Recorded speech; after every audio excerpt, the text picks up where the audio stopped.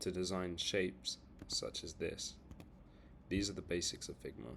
You have the circle tool, which you can size appropriately from the edges here. However, if you'd like to use the shape and size it proportionately, you can click here and then type in the dimensions you want.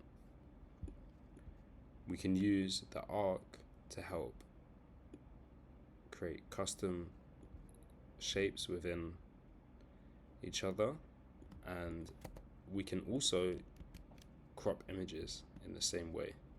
So if I just move onto a frame, you can see we have the YouTube logo here. Now, using the alignment on the center, on the right, we can center it, and we can center it here as well.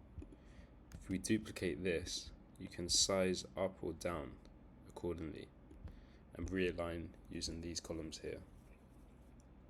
Let's say you want to create a custom size, you can do so like this.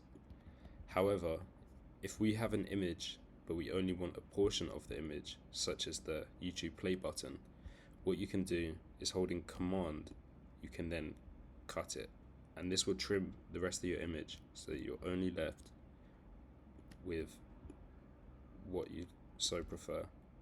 You can then realign it, and that's exactly how we're able to adjust images with ease with Figma.